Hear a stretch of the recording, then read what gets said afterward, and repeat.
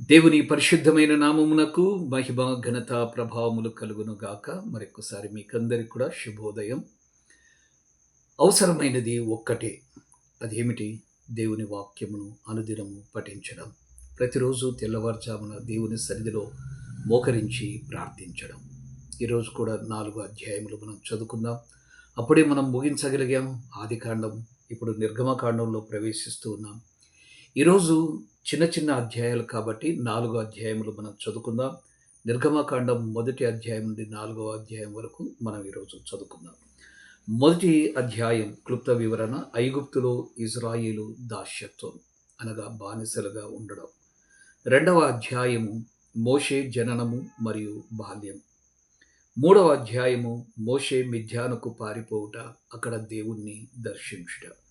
4వ అధ్యాయము దేవుడు పిలుపునకు మోషే చెప్తున్నటువంటి సాకులు. ఈ 4 అధ్యాయములు తప్పకుండా చదువుతారు కదా. దేవుడు మిమ్మల్ని బహుగా దీవించునుగాక. అందరికీ హృదయపూర్వక ధన్యవాదములు. God bless you.